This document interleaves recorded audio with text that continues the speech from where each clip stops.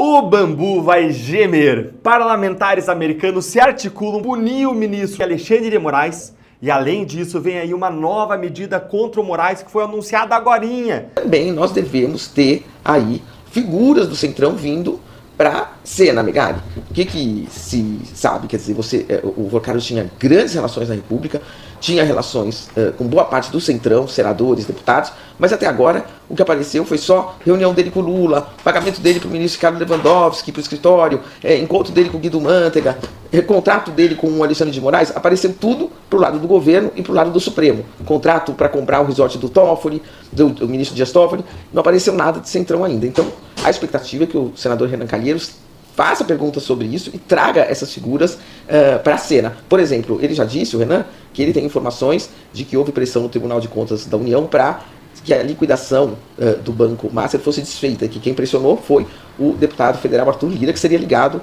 ao banqueiro Daniel Volcário. Então, o Renan deve querer trazer essas figuras para a cena, né, para os holofotes, Megali. Então, o depoimento na Comissão de Assuntos Econômicos promete mais emoções, caso, sim, de fato, o ministro André Mendonça autorize a viagem do Daniel Volcário a Brasília. O caso Master, no geral, é tido dentro do governo federal como algo extremamente relevante, ainda mais diante da aproximação do período eleitoral.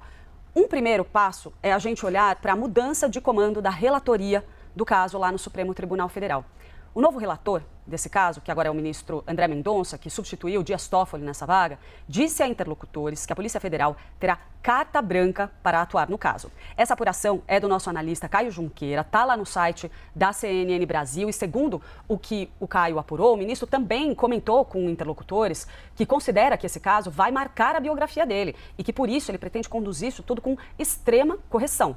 Essas declarações, confirmadas à CNN pelo gabinete do ministro, foram interpretadas como uma sinalização de uma plena liberdade de atuação para a Polícia Federal. O Alexandre de Moraes e os outros ministros não estão entendendo o tamanho do problema que esse caso passou a representar para o Supremo. A ponto de, na semana passada, muita gente se referia ao caso Master como o caso Toffoli. Quer dizer, você tem a maior fraude financeira do Brasil sendo investigada. E, no fundo, o que as pessoas estão prestando atenção? Como é que o ministro do Supremo está enredado com um banqueiro que executou essa fraude financeira bilionária? E em relação, Malu, a essa investigação contra os auditores da Receita, também vem causando bastante estranhamento essa investigação ter sido incluída no inquérito das fake news, né? Sim, Cássia, eu acho que isso é um problema sério, inclusive dentro do Supremo, porque esse inquérito, veja, ele foi aberto em 2019, e o curioso é que com essas notas dos auditores fiscais explicando a situação, a gente lembrou de uma coisa que nem foi muito bem divulgada na época, mas que aconteceu, que esse inquérito foi aberto lá em 2019, já tendo como origem um suposto vazamento de informações de ministros de contratos ou de informações financeiras das mulheres dos ministros do STF, sabe, a mulher do ministro Gilmar Mendes à época, a mulher do ministro Dias Toffoli, e o Dias Toffoli abriu um inquérito com interesse próprio, né, porque ele seria alvo disso, entregou para o Alexandre de Moraes sem sorteio. O Alexandre de Moraes manda fazer uma ação e afastar os servidores da Receita que supostamente teriam feito o acesso indevido aos dados dessas mulheres, e o que o Unafisco, a entidade dos auditores, lembrou a nós, e eu fui pesquisar e foi isso mesmo, é que esses auditores depois foram reintegrados, porque não se descobriu nada sobre eles. O próprio Alexandre de Moraes reintegrou porque não tinha prova de que esse acesso, que era um acesso que tinha ocorrido como parte de uma investigação de muitos CPFs, e aí sem querer eles entraram ali, quer dizer, sem querer entraram ali e perceberam que tinham pessoas ligadas aos ministros, mas não foi uma investigação focada naquilo. O próprio ministro Alexandre de Moraes mandou reintegrar esses servidores. Então, veja, você tem uma investigação em 2019 que já iniciou errado, né, a vítima decidindo abrir investigação, decidindo quem ia ser o investigador, quem seria o juiz. Bom, você já tem um contexto ruim, mas além disso, a investigação avança e você descobre que não tem nada para investigar. O que você faz? Fecha o inquérito. Não, o inquérito continua aberto. Muito tem se falado e se judicializado sobre a intolerância religiosa que, na visão de muitos, foi representada nessa ala da Acadêmicos de Niterói. Como é que você está acompanhando todos esses movimentos? O que está sendo falado aí em Brasília em relação a essas narrativas?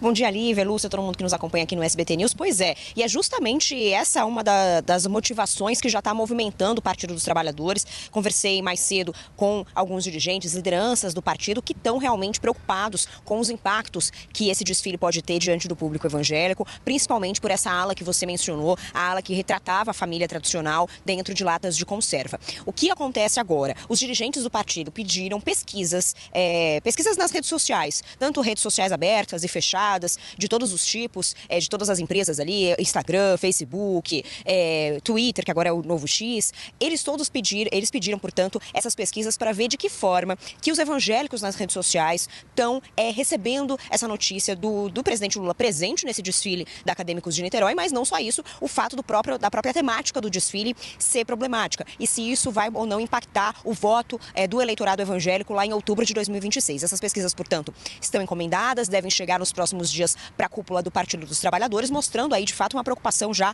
de um possível impacto eleitoral que isso possa ter. Nossas sociedades encontram-se em uma encruzilhada. A quarta revolução industrial avança rapidamente, enquanto o multilateralismo recua perigosamente. É nesse contexto que a governança global da inteligência artificial assume um papel estratégico. Toda inovação tecnológica de grande impacto possui caráter dual e nos confronta com questões éticas e políticas. Elas podem multiplicar o bem-estar coletivo ou lançar sombras sobre o destino da humanidade. A revolução digital e a inteligência artificial elevam esse desafio a níveis sem precedentes. Elas impactam positivamente a produtividade industrial, os serviços públicos, a medicina, a segurança alimentar e energética e a forma como conectamos uns com os outros. Mas também podem fomentar práticas extremamente nefastas, como o emprego de armas autônomas, discurso de ódio, desinformação, pornografia infantil, feminicídio, violência contra mulheres e meninas e precarização do trabalho. Conteúdos falsos manipulados por inteligência artificial distorcem processos eleitorais e põem em risco a democracia. Nossas sociedades encontram-se em... Infelizmente. Caraca, mas eu preciso trazer uma informação aqui que um seguidor me mandou e o negócio tá escalando de um jeito que eu não sabia, tá? Eu não sou bom tradutor, né? Então eu vou pedir um pouco a paciência de vocês. Já acabou o jornal, a TV aí? Eu boto alguma coisa ali. Galera. Mas olha isso aqui, Ramais. Urgente. Internacional? Urgente. Não, calma, vai chegar no Brasil. Urgente. Departamento de Estado dos Estados Unidos está sendo desenvolvido pelo Departamento de Estado dos Estados Unidos um novo portal, tá? Um novo portal para defender a liberdade, que vai ser freedom.gov, que é do governo americano, para poder deixar pessoas e outras regiões, ou seja, outros países, possam ver conteúdo que seus governos baniram, incluindo material categorizado como hate speech, como é que é? Discurso de ódio e propaganda terrorista, dando acesso ao conteúdo bloqueado. Vou repetir, o governo de Estado dos Estados Unidos da América vai criar um novo portal chamado freedom.gov, está desenvolvendo, para fazer com que pessoas da Europa e outras regiões possam acessar conteúdos que estejam proibidos pelos seus governos, ok? Até aqui tranquilo, Ramais? Aí o Chris Pavlov botou Hello, Brasil! Aí, Ramais. Ou seja, o nosso conteúdo vai chegar de qualquer jeito, Ramais. De qualquer jeito vai chegar. Não como parar. Isso é isso, Ramais? Ramais vai chegar de qualquer jeito. O cara vai acessar lá, freedom.gov, aí pronto, ele vai poder acessar tudo. Censuraram. Tudo. Vai estar aberto. Tudo. Fantástico. Olha. Vamos ver quando é no dos outros, como é que é gostosinho. Dois pontos para ser tratados nessa história. Primeiro é a questão né, de ser feito, inclusive, em meio ao inquérito das fake news, que está aberto desde tempos imemoriais e que merece ter uma conclusão, um desfecho. Você não pode deixar um inquérito aberto a tempo indeterminado para ficar enfiando coisa, porque na prática... Olha, Sakamoto! Onde é que ocorreu esse encontro com Jesus Cristo, Sakamoto? Um inquérito não pode ficar... Nossa! É que está aberto aí quase 7 anos, né? Pois é, mas agora, depois de 7 anos, estão descobrindo... Me conta, Sakamoto, o que está acontecendo que agora você descobriu que o inquérito das fake news está aberto há tanto tempo? Poxa, que bendita zoeirinha, né? Mas vamos continuar aqui que está ficando interessante. Esse inquérito lá atrás nasceu como um grande inquérito da defesa do Supremo Tribunal Federal em... Tribunal... Não. Defesa da democracia. Eu achei isso aqui um tanto quanto ofensivo. Eu acho que isso aqui é um ataque às instituições. Eu acho que alguém tem que representar no MP, quer dizer, na PGR, porque o Gonê é um cara totalmente imparcial, não é um cara que está submisso ao Alexandre de Moraes. Eu acho que a gente tem que mandar para ele, porque isso aqui é um frontal ataque à democracia. Há um caldo político em que a presidência da República e o Congresso Nacional estavam atacando o Supremo Tribunal Federal. E aí... A presidência da República e o Congresso Nacional estavam atacando o Supremo Tribunal Federal. Mas calma aí. E se a imprensa atacar, também tem que botar tornozeleira, derrubar a rede social, mandar a Polícia Federal na casa, mandar fechar, igual fechou o Terça Livre. Quando é nos outros, é democracia, é legal. Olha, eu não sei para quem eu tô torcendo nessa birosca aqui não, hein? Vou ser bem sincero. Tá difícil, hein? Mas vamos continuar que tá legal ouvir o choro aqui. Aliás, a propósito, né? Deixa eu botar aqui na tela um post da querida Vera Magalhães. Olha aqui, Sakamoto. Olha aqui, Sakamoto, que legal. Vamos ler comigo? Vigiar e punir. Gostoso demais, Sakamoto. Gostoso demais, Sakamoto. Mas vamos voltar aqui, porque eu sou um cara democrata. Eu quero ouvir até o final vocês aqui. Estava uns 26 segundos, voltar aqui para os 26 segundos. Tribunal Federal. E aí o que aconteceu? Acabou ficando e entrando tudo que é visto como um ataque a qualquer ministro ou à instituição, acaba entrando lá no meio como um grande inquéritão. Mas não pode. Não pode. Fica aberto para tudo quanto é coisa ser incluso lá como ataque e utilizar aí as ferramentas do Estado para oprimir as pessoas. Olha, todo mundo sabia que esse dia chegaria. Falando sério agora, todo mundo sabia que esse dia chegaria. Eu tô tirando uma onda com esses bocós aqui da imprensa, porque eles achavam que nunca chegaria neles. Agora que, ó, chegou, desculpe aqui o gesto, as senhoras que estão me assistindo, mas eu acho que ainda estou sendo muito educado. Aí eles estão com esse discurso, descobriram que estão abertos aí um inquérito aí há 6 anos, né, o inquérito do fim do mundo.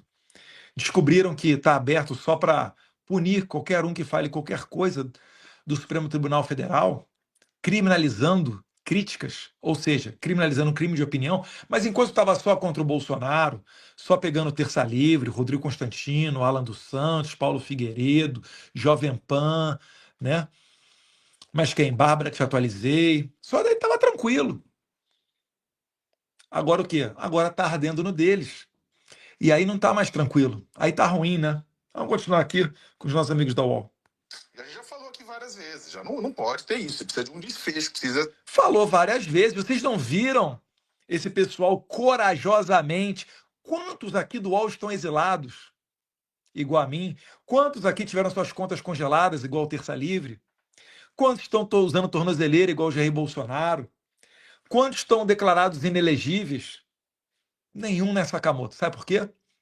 Porque vocês sempre jogaram esse jogo. Tenha pelo menos a decência de dizer que agora vocês estão mudando de lado porque a água está batendo na de vocês. Não venha com essa historinha de que defendemos, já denunciamos. No máximo, vocês marcam ali uma nota de rodapé. 2 frases. E depois voltam a tocar o samba enredo do STF. ter uma conclusão, né? Você não pode ter um inquérito que acaba se estendendo. Ah, justificativa jurídica. Tem justificativa jurídica, sempre vai ter. A questão é, não pode ter um inquérito que fique demorando tanto tempo assim, que você fique jogando coisa lá dentro. Segundo, como o próprio professor Gustavo Sampaio conversou com a gente, né, um dos grandes problemas dessa história inteira é exatamente que essas questões relacionadas ao Supremo não tem ninguém acima, né? Ai, não tem duplo grau de jurisdição, querido! Vai recorrer para quem, Sakamoto? Para o Papa? Para Madre Teresa de Calcutá, que Deus a tenha? Eu achava que isso era chororô de bolsonarista. Não é não? Acho que não, né? Acho que agora vocês estão caindo na real para ver que nós sempre tivemos razão. Nós sempre pregamos o quê? Pelas instituições, pelo devido processo legal, pelo Estado democrático de direito. Enquanto vocês estavam deixando esse monstro crescer e a gente avisando que uma hora os canhões iam se voltar contra vocês. E agora eu quero saber se o Xandão mandar a Polícia Federal fechar o UOL. Acho que ele não vai fazer isso não. Vamos ver o que ele vai fazer. Mas se ele descobrir que um de vocês aqui está futricando a vida da queridíssima esposa dele, a incorruptível senhora, a dama de 130 milhões de reais. Se ele descobrir isso, vai ficar ruim, né, Sakamoto? Porque você sabe que o Brasil não tem mais lei, né? O Brasil tem uma Constituição própria do Alexandre de Moraes. E não tem para quem recorrer. Ó, querido, descobriu agora. Não tem duplo grau de jurisdição. Vai recorrer para quem? Vamos ver se ele vai chegar no Senado? Será que o UOL vai fazer coro com os bolsonaristas e pedir impeachment de ministro da STF? Ah, essa eu quero ver. Então, do jeito que foi colocada e estruturada a Constituição, você não tem alguém acima no sentido de poder julgar as posições que são tomadas pelo próprio Supremo. Quem deveria julgar as posições tomadas individualmente no Supremo seria o Pleno do Supremo. Mas aí, neste caso, como, apesar de uma reclamação aqui e ali de ministros, porque sempre tem divergências internas, mas a maioria dos ministros acaba vendo o trabalho do Alexandre de Moraes nesse sentido como um trabalho de espécie de xerife interno que acaba protegendo eles próprios disso tudo. A missão da STF não é guardar a Constituição, é ser o xerife interno para resguardar a corte. Ora, se o Moraes estava julgando o processo do Bolsonaro, quando era presidente, assinou impeachment do Moraes, hein? Vale lembrar vocês. Se o Moraes estava julgando os processos meu e da minha família, mandou congelar contra a minha mulher, mesmo depois das matérias do seu colega Sakamoto, Glenn Greenwald, denunciando que ele disse, temos que pegar o Eduardo Bolsonaro, lembra? E aí os assessores dele, o Tagliaferro, aquele juiz lá, o vagabundo, né, Marco Antônio Vieira, o outro vagabundo lá, Ayrton Vieira e Marco Antônio Vargas. Falaram, não, vamos conectar ele com o careca da live, com o Fernando Serimedo, o argentino, que criticou a eleição do Brasil. Não pode criticar, é assunto proibido. Enquanto tudo isso daí estava rolando, né? Estava tranquilo. Até perdi o fio da meada. Nossa, meu Deus do céu. Então, e eles entregaram para o Alexandre de Moraes lá atrás essa função de xerife próprio do Supremo, né? Ah, é. Aí você está descobrindo agora que existe um xerife do Supremo. Proteger os próprios membros do Supremo desses ataques. E aí o que acontece? Ele insiste em falar ataques, né? Tem uma parte disso aqui que é uma doença mental, né? É o cara com pena do estuprador. Só pode. Acho que é algo pior do que uma síndrome de Estocolmo. É isso aqui. Ele ainda tenta... O que acontece? Ele não consegue se desvencilhar, porque ele não quer falar que a gente tem razão. Ele não quer adotar o exato mesmo discurso. Então ele fala o quê? Não, eu não estou fechando com os bolsonaristas. Eu não acho que os argumentos deles são bons, porque eles atacavam a STF. É sempre assim, eles sempre falam que é fake news, é ataque, mas eles nunca falam qual que é, né? Qual que é o ataque ao STF, qual que é o ataque à Suprema Corte. O cara prendeu Daniel Silveira, um deputado federal. Aí eu vou falar que deputado federal só pode ser preso, está na Constituição, artigo 53, mediante flagrante delito de crime inafiançável, tem imunidade parlamentar, faça um monte de argumentação. Caso Daniel Silveira. Aí eles falam isso, o quê? É ataque.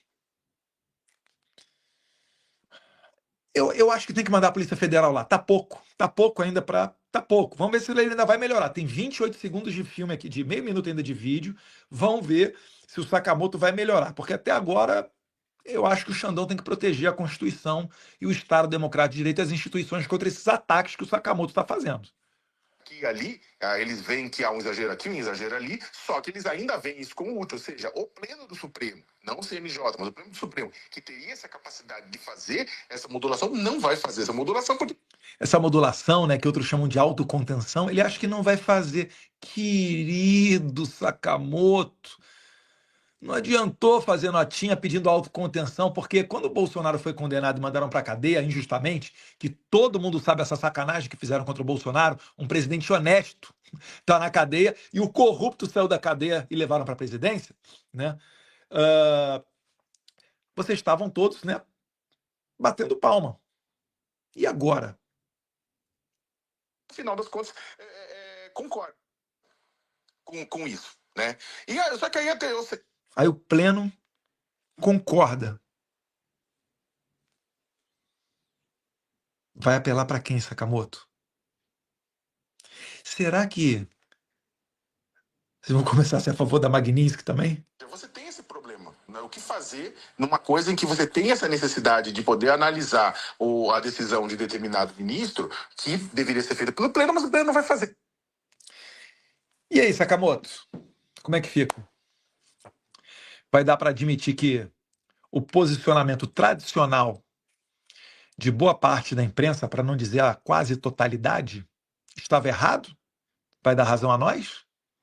Ou vai ser preciso mandar a Polícia Federal na sua casa, começar a prender, exilar, cortar direitos políticos, fazer censura prévia, igual fizeram no Brasil Paralelo, derrubar as redes sociais do UOL? E aí? Falta muito? Eu não sei. Eu acho que ainda falta alguma coisa. Eu, até agora, sei não, hein? Acho que a democracia está sendo atacada. Isso daqui é um retrato dessas pessoas que não conseguiriam um emprego se não tivesse uma força muito grande de ONGs, de Jorge Soros, dinheiro público do Lula não, né? Dinheiro nosso que o Lula investe nesse tipo de coisa, né? Repassa. Essas pessoas estariam fazendo o quê como ofício? Estão aí. E a Vera Magalhães? Vigiar, como é que é? Vigiar e punir, gostoso demais. Cadê? Deixa eu pegar de novo aqui. Vigiar e punir, gostoso demais.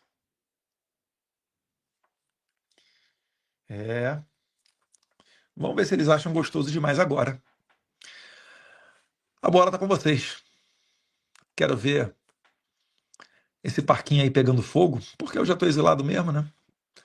Meu pai tá na cadeia. Vamos ver se agora é a vez de vocês.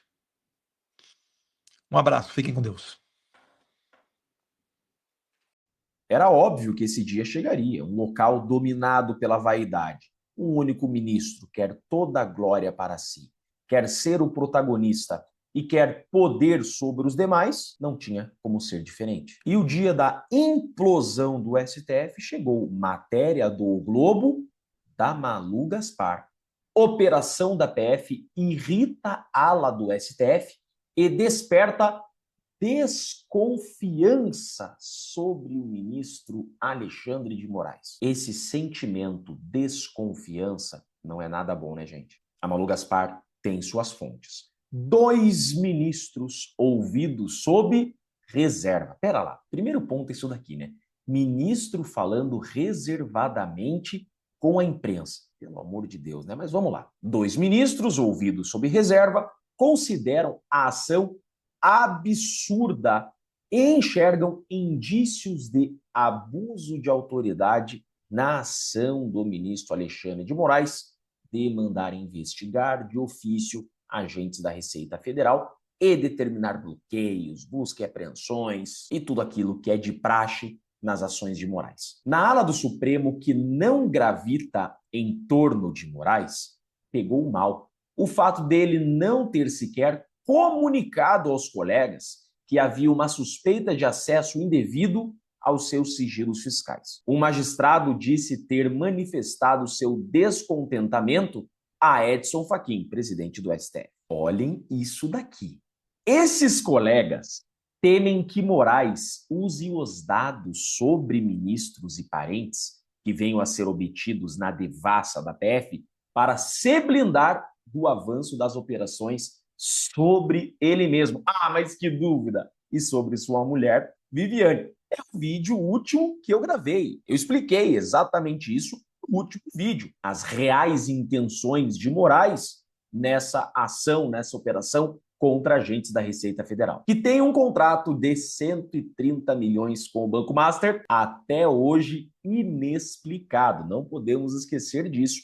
E dentro da corte, isso também é tabu, tá? Os ministros não engoliram ainda esse contratinho de 130 milhões da esposa do Moraes, sem explicação. Ainda está fresco na mente dos togados o vazamento da reunião secreta que terminou com Dias Toffoli renunciando à relatoria do Master, depois do diretor-geral da PF, Andrei, ter entregue ao presidente do STF um relatório listando motivos para a sua suspeição. Tá todo mundo um desconfiando do outro dentro dessa corte. O lugar não está nada amistoso para trabalhar, hein?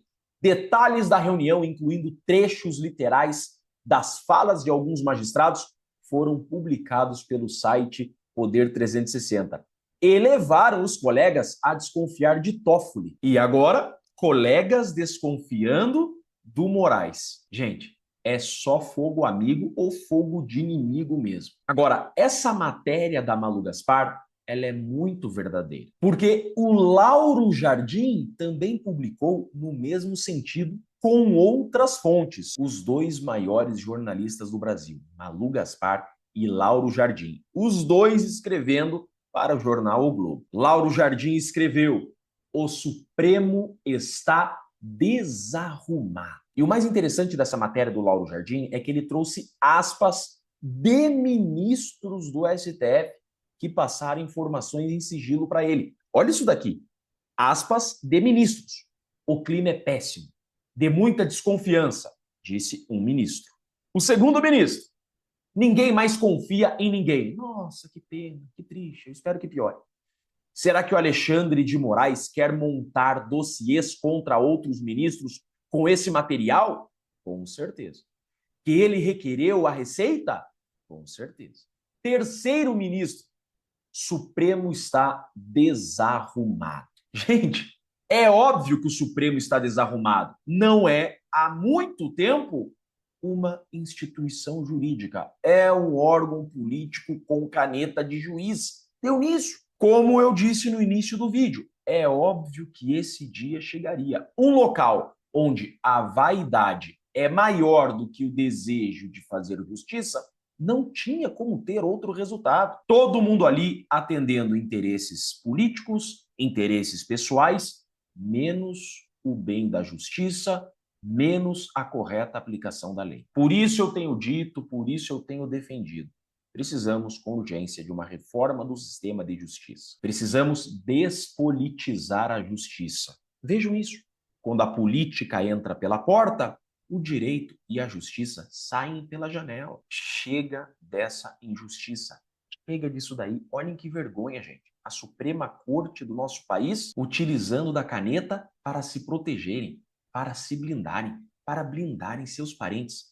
Isso é uma verdadeira vergonha. E o fato de ter chego essa matéria no jornal O Globo significa que estamos no início do fim. Se não, já chegando no fim desse tribunal político. É hora de impeachment de ministros que abusam da autoridade, de ministros injustos, de ministros que não mais defendem o interesse da sociedade e a correta aplicação da lei. É isso que eu defendo. Moralidade no sistema de justiça. Um sistema de justiça probo, moral, honesto, que se preocupe em defender a Constituição e aplicar as leis criadas pelo povo. É disso que precisamos. Precisamos de um país que não fale mais de STF, mas que fale de indústria, de inovação, de emprego, de educação. Chega de discutir STF, mas que para isso precisamos corrigir esse sistema de justiça. Uma reforma séria nesse sistema e impeachment de ministros que não mais merecem ser agentes públicos. Lula passando vergonha, contratou uma crise de verdade mesmo, muito além para birra de internet. Foram publicadas algumas coisas na imprensa e eu acho, sem brincadeira, que o ideal seria fazer um segundo vídeo. Por sério mesmo, tem material suficiente para um vídeo inteiro, possivelmente de 1 hora e quebrado, 1h10, só sobre o carnaval de Lula e coisas que aconteceram aí nos últimos dias. Mas vamos começar a falar do Banco Master, por algo que eu nem falei nessa introdução. Aí vocês perguntam, o que é que isso aqui tem a ver com o Banco Master? Uai, tudo. Era o principal sócio do Paquito, o Guga Lima, amigão dos petistas. Banco Central decreta a liquidação extrajudicial do Banco Pleno e do Pleno DTVM. A Renata já brinca, né? Manhã agitada na Faria Lima, quem vai arrematar a massa falida? O BTG ou os irmãos Batista? É para não restar dúvidas, né?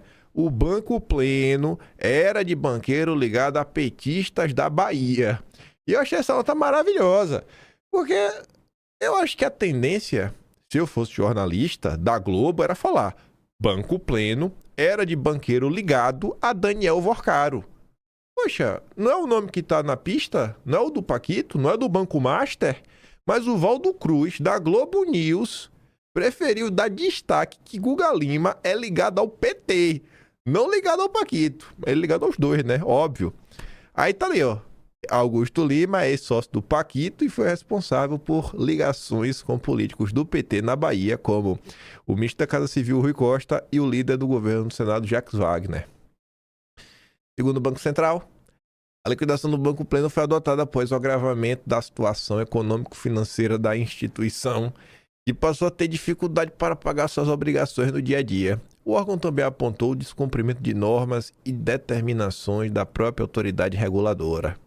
Augusto Lima é banqueiro e ligado a petistas da Bahia, como o Rui Costa, que é da Casa Civil, o líder do governo do Senado, Jacques Wagner. O crescimento do Master começou com a união entre ele e o Daniel Vorcaro. E assim como o Master, né, o Banco Pleno deixou uma conta aí para o FGC pagar.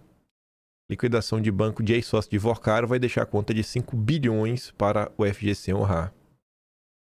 O ex-sócio principal do Paquito, que ganhou estatura no mundo financeiro a partir de boas relações com o governo da Bahia nos tempos de Rui Costa, vai deixar uma conta de cerca de 5 milhões para o FGC honrar, de acordo com quem acompanha de perto os seus negócios.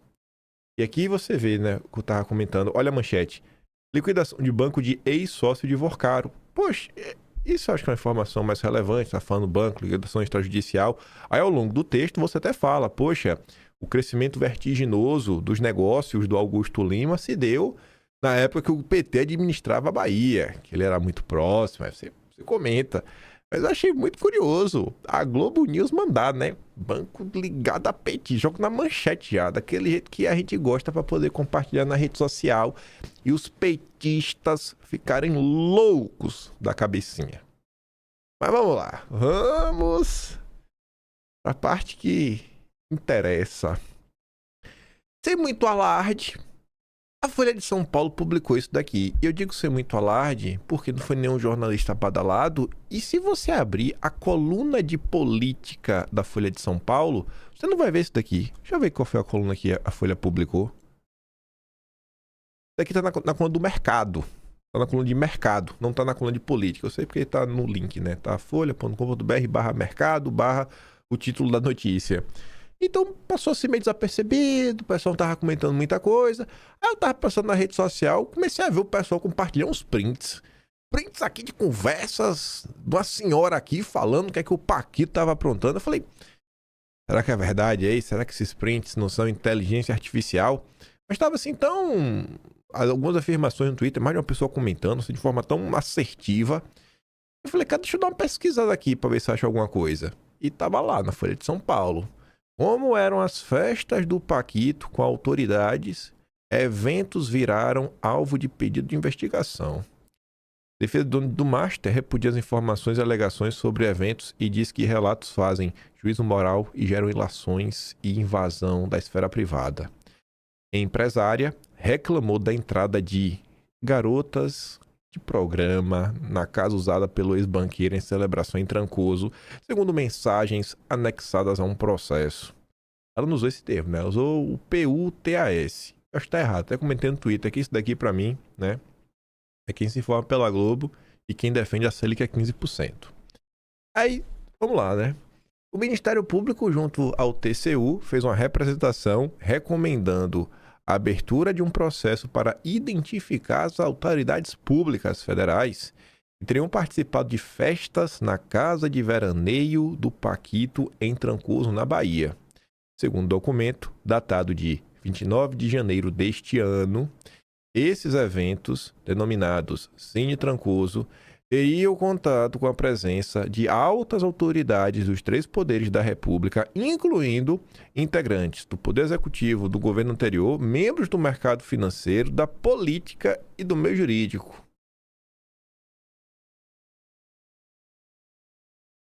Quando se fala assim, ó, membros do Poder Executivo do governo anterior, me vem à cabeça ex-ministros de Bolsonaro.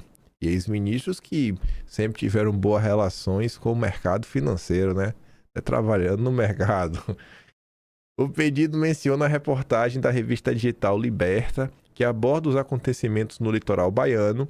Reportagem publicada pela Folha em setembro de 2025 também tratou de eventos realizados no local.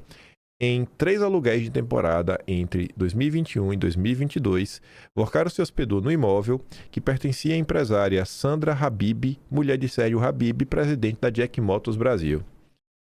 Depois, a casa foi comprada por empresas ligadas ao Paquito, e essa venda foi parar em um processo na justiça em que são descritos detalhes de transtornos provocados quando ele ainda era locatário. Em mensagem de WhatsApp, aí a mensagem reproduzida por completo está na Folha, são prints lá de trás, 2021, 2022, dessas confusões. Enfim, essas mensagens do WhatsApp que estão no processo, a antiga dona da casa se declarou furiosa com o que aconteceu no local. Ao corretor que intermediou a locação, Sandra conta que seus funcionários ficaram chocados. Aspas. O Vorcaro encheu minha casa de... ele... amigos e muitas belas mulheres. Desde ontem, reclamações por causa do som acima do permitido. Ontem foi pior, escreveu Sandra ao corretor no dia 5 de outubro de 2022. Era a véspera do aniversário do Paquito. Segundo ela, eram mais de 30 pessoas, quando o acerto no contrato limitava o número a 20. Nas mensagens, Sandra afirmou que Vorcaro contratou um conjunto de pagode com música alta, chamando a atenção dos vizinhos, da polícia local e ambiental. Essas festas, no entanto, segundo a Folha, apurou, com 3 executivos, empresários e integrantes de órgãos públicos, não se restringiam a Trancoso. Essa de Trancoso, você tem um relato porque está nesse processo da venda da casa, com as confusões que geraram, mas não tem só isso. Isso é porque dá para provar em print, o print que a mulher mandou pro corretor na época, reclamando o que aconteceu. Aí, você lê lá na conversa, diz, no meu contrato é a 20, tem 30. Aí o cara falou, falei com ele falou que vai pagar a mais. Ela falou, isso é um absurdo, de jeito não dá, já danificaram a casa. Enfim, eventos festivos, alguns maiores ou menores, teriam sido promovidos pelo Paquito em diferentes locais no Brasil e também no exterior. Em São Paulo, a área de hotel ficou conhecida por encontros mais regulares. E no exterior, locais que atiçam a imaginação de muita gente. Um dos eventos fechados mais comentados foi uma festa durante a Semana do Brasil em Nova York. Reunião anual de conferência com empresários e políticos. Aqueles eventos que a galera acelera, gostoso, né? A festa de Vorcaro foi um after, como são chamadas comemorações após agendas oficiais. Havia muita bebida cara e modelos estrangeiras e foi assunto por semanas. Outro evento constantemente citado, isso aqui é feio, viu? Ocorreu em paralelo ao tradicional Fórum Jurídico de Lisboa, em Portugal, aquele mesmo, mais conhecido como Gilmar Palusa. E aí anota depois, sai comentando um monte de coisa, né? O que acontecia nas festas do Paquito, em tese, deveriam ficar restritas à festa do Paquito. Uma coisa que não está nessa denúncia da Folha, mas o Mário Sabino repercute essa matéria da Folha e traz mais informações, porque é uma denúncia feita por essa revista aí, Liberta. Ele fala o seguinte, festas do Master, quem seria o P das Galáxias do Judiciário? Escuto já faz algum tempo e leio agora nos jornais que há imagens das festinhas que o banqueiro promovia, misturando autoridades dos 3 poderes e moças de fino trato, de resto, bem mais fino do que o das autoridades. O suposto vídeo seria uma compilação de cenas das festas promovidas pelo Paquito, que contaria com moças vindas do exterior, bem mais confiáveis pelas distâncias geográficas e linguísticas que as separam destes tristes trópicos, diz a revista, aspas. O vídeo era estrelado por um P das galáxias do Poder Judiciário. Foi assim. O das galáxias. E um dos principais executivos da REAG classificou o personagem quando o tema terminou sendo abordado na mesa de trabalhos da operadora, agora em liquidação pelo Banco Central. A REAG foi um dos principais alvos da Operação Carbono Oculto, né, que visava investigar os vínculos do mercado financeiro com o PCC. E aí um desses caras do REAG teria dito isso, né? Eu tenho pra mim que a patroa do Mário Sabino, a dona Lilian do Metrópolis, ela tem algum material, não sei qual material, dizem que ela já tem dessas festinhas, de quem eu não sei, mas diz que ela pode acabar relacionamentos aí, viu, de pessoas e a família, né, da esposa dessa pessoa é da área da comunicação. Rapaz,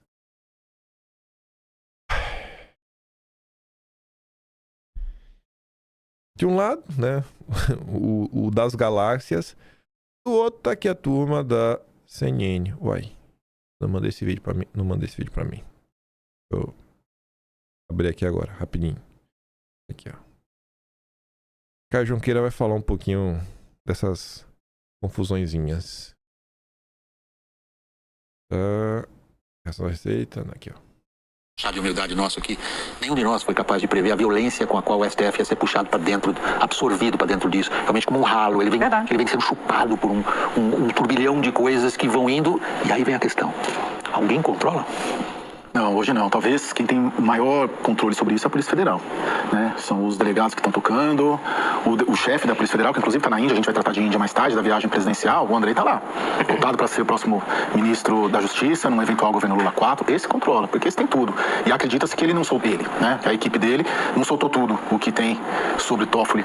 E falta o Alexandre de Moraes, que esse é outra peça-chave também, que é aí, o único, mais até que o Toffoli, que tem ali um contrato, né? Da mulher, um contrato pornográfico de 129 milhões de reais com o Master. A Polícia Federal controla, a bola tá com ela e ela tá ganhando até agora. A Polícia Federal? Não vejo. As informações que a gente tem, William, é que o próprio presidente Lula, para o Andrei, deu carta branca. E as informações que nós temos é que o novo relator do caso Master, o André Mendonça, também disse que a Polícia Federal tem carta branca. Então, se você tem Palácio do Planalto, você tem um relator novo no Supremo Tribunal Federal dando carta branca para a Polícia Federal, a bola hoje está com a Polícia Federal. Ela que controla o que vem por aí. Por enquanto, mas isso pode mudar, claro. No momento, como disse o William, várias vezes, no momento. Mas a bola está com a polícia. Não, eu fui obrigado a dar ênfase na expressão no momento porque nós estamos numa situação fluida, volátil, me parece, tempo que eu estou nessa profissão, é difícil a gente poder dizer isso, que o público espera que a gente seja capaz de prever tudo. Não. Na minha visão, é imprevisível que possa vir, mas a partir, por exemplo, da descrição que você acabou de fazer. Sim, mas quando a polícia controla... O que você diz é o seguinte: na medida em que a polícia controla a informação, ela controla a política. Sim. Supõe-se, portanto, que alguém pense na polícia em termos políticos e não de investigadão profissional, porque se ela controla a informação e a partir do controle da informação ela é capaz de controlar a política, alguém está pensando politicamente? Tá certo ou não? Não, a política, quando a polícia controla a política não tem controle sobre a política. E é isso que a gente está vendo. Nem o Palácio do Planalto, nem o Congresso Nacional, nem o Supremo tem o controle. Embora os atos, principalmente do Supremo Tribunal Federal, principalmente do Alexandre de Moraes ontem, seja uma tentativa de retomar algum controle dos fatos. Como é que foi, por exemplo, a reação da Receita Federal ao Alexandre de Moraes? Brutal, né? Hoje a gente recebeu Aí, né? Tá como tá o clima. Será que o Andrei tem mais coisas? Será que o Andrei da PFL, da Polícia Federal de Lula, não revelou tudo? Lembrem que quando começaram as revelações deste relatório, a imprensa cravou que já estava sendo produzido um novo relatório sobre Dom Pedro III, né? Lembrem disso, não esqueçam, ele estava falando da semana passada, porque acontece tanta coisa que às vezes a memória não guarda, né? Mas lembra disso daí. Aí o Caio Junqueira escreveu agora de madrugada, hoje já dia 19, 4 da manhã. Mendoncinha diz que PF terá carta branca para investigar caso Master. Mendoncinha teria dito aí a interlocutores e a Polícia Federal terá carta branca para atuar no caso. O ministro também disse considerar que o caso é o mais relevante de sua carreira e vai marcar sua biografia, motivo pelo qual pretende conduzi-lo com extrema correção. E agora, olha só, as declarações confirmadas à CNN pelo gabinete do ministro foram interpretadas como uma sinalização de plena liberdade de atuação para a PF após os embates entre o órgão e o agora o ex-relator do caso, Toffoli. E aqui vamos tentar fazer um exercício imaginativo. Veja aqui, o que o Junqueira está falando. Primeiro, os interlocutores estavam discutindo isso. Aí ele chegou essa informação aos ouvidos dele e ele foi checar. Entrou em contato com o gabinete do Mendonça, que fez questão de confirmar essa informação. O Mendonça poderia não ter dito nada. Fez questão de confirmar. E quando vem com esse papo aqui, que é a cara dessa turma do judiciário, né, que se acha, né, tem um ego elevado, Mendonça diz, ó, é o caso mais relevante da carreira e vai marcar a biografia. E realmente vai. Realmente vai. A depender do que o Mendonça fizer, ele vira herói nacional. Pro resto dos dias. Pro resto dos dias. Essa matéria aqui me dá um pouco de esperança no coração aí, que podemos ter grandes emoções próximos dias, semanas, meses.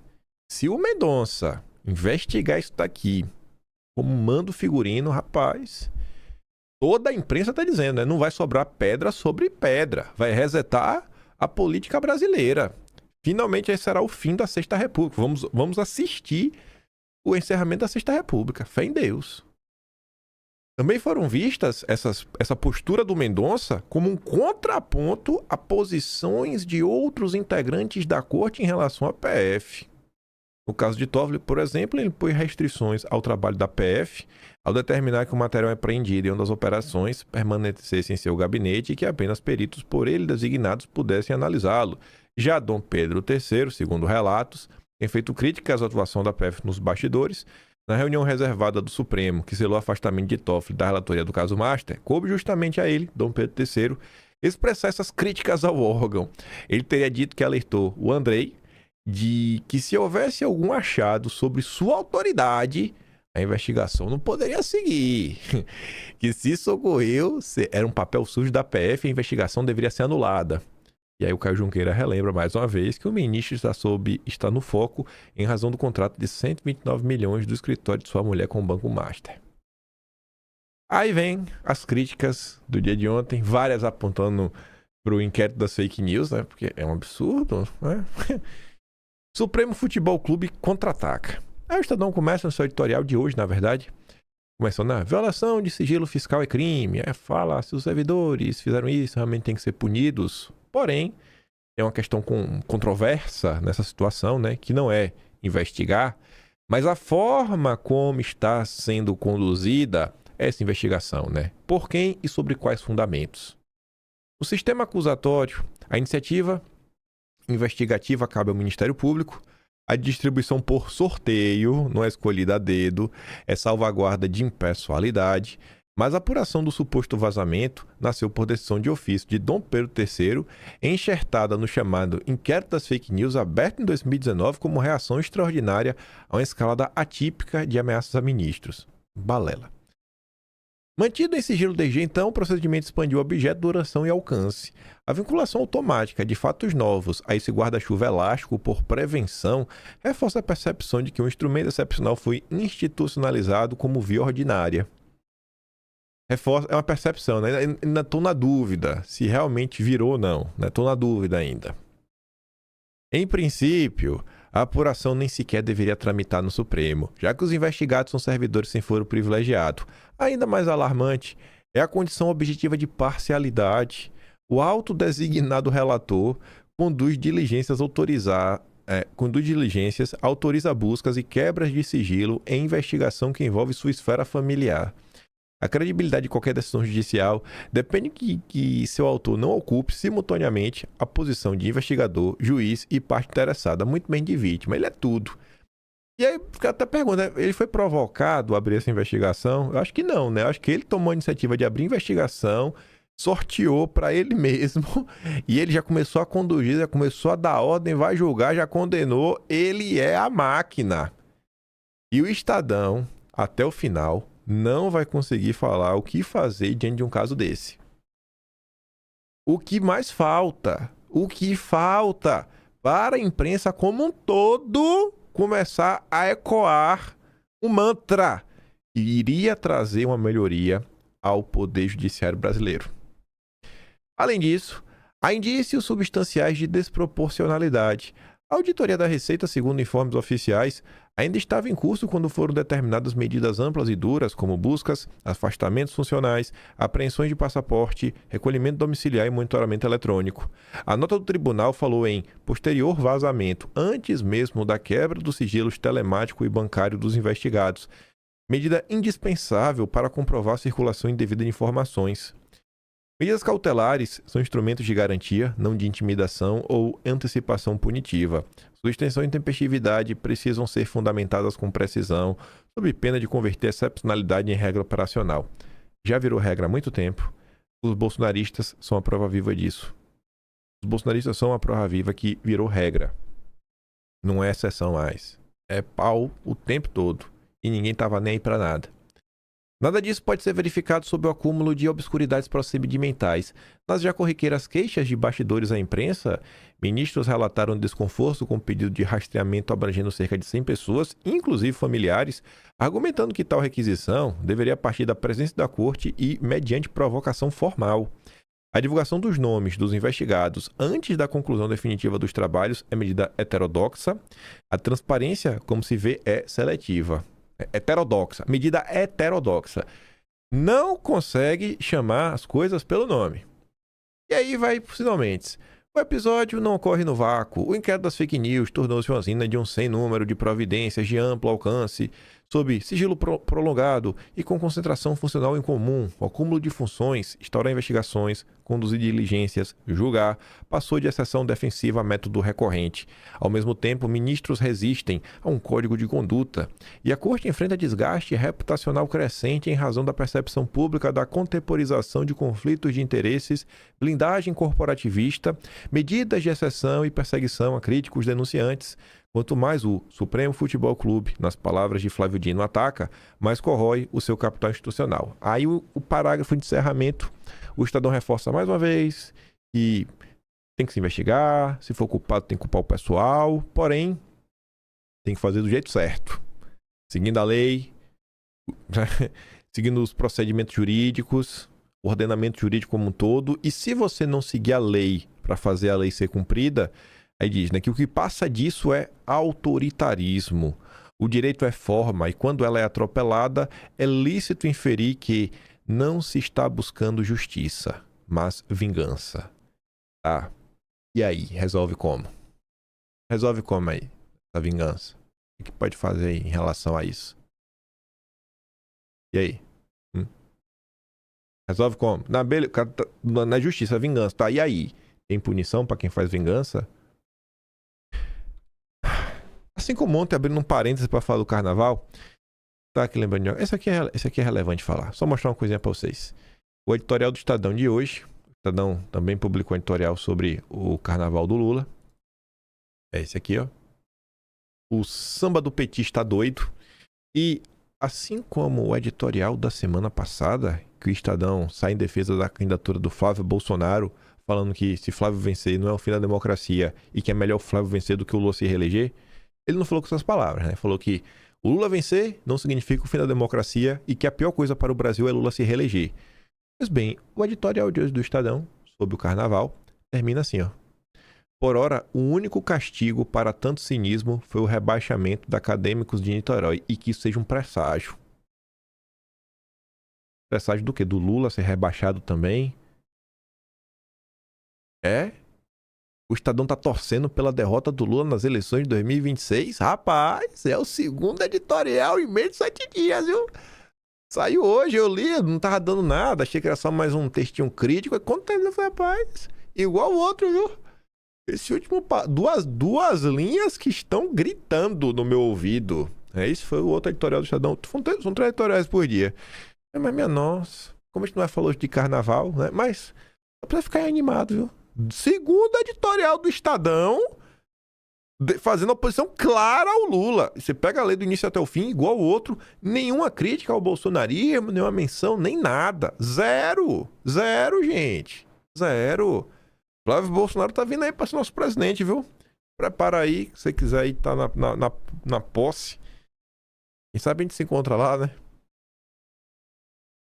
Aí, o nosso novo bolsonarista, o bolsonarista dual, né, Sakamoto, se converteu, mas ele se veste de vermelho pra disfarçar, né? Aí ele se converteu pro bolsonarismo agora e tá reclamando do inquérito das fake news e como as coisas vêm se desdobrando no judiciário. Escute só. Dois pontos para ser tratados nessa história. Primeiro é a questão, né, de ser feita, inclusive, em meio ao inquérito das fake news, que está aberto desde tempos imemoriais e que merece ter uma conclusão, um desfecho. Você não pode deixar um inquérito aberto a tempo indeterminado para ficar enfiando coisa. Porque, na prática, esse inquérito lá atrás nasceu como grande inquérito da defesa do Supremo Tribunal Federal em meio a um caldo político em que a Presidência da República e o Congresso Nacional estavam atacando o Supremo Tribunal Federal. E aí o que aconteceu? Acabou ficando e entrando tudo que é visto como um ataque a qualquer ministro ou à instituição, acaba entrando lá no meio como um grande inquéritão. Mas não pode isso. E a gente já falou aqui várias vezes, já não pode ter isso. Você precisa de um desfecho, precisa ter uma conclusão, né? Você não pode ter um inquérito que acaba se estendendo. Justificativa jurídica. Tem justificativa jurídica, sempre vai ter. A questão é, não pode ter um inquérito que fique demorando tanto tempo assim, que você fique jogando coisa lá dentro. Segundo, como o próprio professor Gustavo Sampaio conversou com a gente, né, um dos grandes problemas dessa história inteira é exatamente que essas questões relacionadas ao Supremo não tem ninguém acima, né? Então, do jeito que foi colocado, estruturada a Constituição, você não tem alguém acima no sentido de poder julgar as posições que estão tomadas pelo próprio Supremo. Quem deveria julgar as posições tomadas individualmente no Supremo seria o pleno do Supremo. Mas aí, neste caso, apesar de uma reclamação aqui e ali de ministros, porque sempre tem divergências internas, mas a maioria dos ministros acaba vendo o trabalho do Alexandre de Moraes nesse sentido como um trabalho de espécie de xerife interno que acaba protegendo eles próprios disso tudo. Então, e eles entregaram para o Alexandre de Moraes lá atrás essa função de xerife próprio do Supremo, né, para proteger os próprios membros do Supremo desses ataques. E aí o que acontece? Aqui e ali, eles veem que há um exagero aqui, um exagero ali, só que eles ainda veem isso como útil, ou seja, o pleno do Supremo, não o CNJ, mas o pleno do Supremo, que teria essa capacidade de fazer essa modulação, não vai fazer essa modulação, porque no final das contas concorda com isso, né? Só que aí, ou seja, você tem esse problema, né? O que fazer numa coisa em que você tem essa necessidade de poder analisar a decisão de determinado ministro que deveria ser feita pelo pleno, mas o pleno não vai fazer. E aí, Sakamoto, quem a gente vai, né? Tinha que ser pelo pleno, mas o pleno não vai fazer. Não vai. E vai fazer quem, então? Mas tem um problema, né? A mente concorda que existe um problema. Aí vem o Álvaro Kribel lá no Estadão. No final, manda aquela baboseira do mas o bolsonarismo, né? Obrigado pelo combate ao golpismo. Mas depois dessa parte de Bocó, ele traz um ponto curioso. Ele coloca aí que Dom Pedro III agora tá com a teoria conspiratória, colocando como se ele fosse perseguido pelo Lula e que essas movimentações que ele tá fazendo, na verdade, né? Tá aqui, ó. Dom Pedro III criaria uma teoria conspiratória para desviar foco de que Supremo tem explicações a dar, né, sobre o Master. Dom Pedro III quer criar uma teoria da conspiração para desviar o foco principal, que seria o suposto contrato milionário do escritório de sua esposa com o Banco Master e a sociedade do Toffoli lá com o resort, e tem valores muito acima do que o salário dele como servidor público, né, conseguiria comprar. Dom Pedro III acredita estar sendo perseguido por integrantes do governo Lula. Resta saber por quais motivações. Isso fica evidente sobre a ordem dada à Receita para investigar a quebra de sigilo fiscal de integrantes da corte, mas com um recorte de 2023 para cá. Ou seja, não houve suspeitas por parte de Dom Pedro III sobre a atuação do órgão no governo Bolsonaro. Mas isso não era Lula. O que se comenta nos corredores de Brasília é que Dom Pedro III faz parte de um grupo de autoridades próximas ao Paquito, ao lado também do Toffoli e de políticos, né, de grande relevância, como o Batoré, o Lira, o Hugo Mota. A lista ainda incluiria dezenas de deputados e senadores que, direto ou indiretamente, surfaram na onda de crescimento do Master nos últimos anos. O que não para em pé é a conduta de Dom Pedro III. Na conta dele, né, é o do inquérito das fake news, para investigar a quebra de sigilo de ministros do Supremo e de seus familiares de 2023 para cá, ou seja, durante o governo Lula. Como o ministro até agora não conseguiu explicar o contrato de sua esposa, ele se utiliza dos poderes extraordinários do inquérito para dar ordens à Receita e assim misturar os assuntos. Também não tem fundamento que integrantes da corte reclamem da investigação de 200 páginas que atingiu o Toffoli. A inversão de papéis nesse caso foi ele assumir a relatoria do caso Master sem nenhum constrangimento, para só depois admitir ter sido sócio de um resort que também passou pelas mãos de um fundo ligado ao Vorcaro. E aí que vem, né? É preciso manter o foco, os bons trabalhos prestados por Alexandre de Moraes para frear o golpismo bolsonarista. Em nada tem a ver com supostos malfeitos praticados por integrantes da corte. Se houve delitos, eles também terão de ser investigados e com a ajuda do trabalho destemido da imprensa, que tem o seu sigilo da fonte resguardado pelo artigo 5º. Vocês vão entender por que ele está falando disso, né? A gente comentou ontem que o Dom Pedro III estaria com sangue no zóio. Aí para cima de banqueiros, da imprensa e do executivo. É quando se fala imprensa, né? Ontem já tava lá os petistas torcendo contra Malu Gaspar. Eu também tô torcendo contra. Eu não acredito que a gente vai passar desse episódio sem nenhum jornalista do consórcio sentindo na pele o tratamento que os bolsonaristas receberam.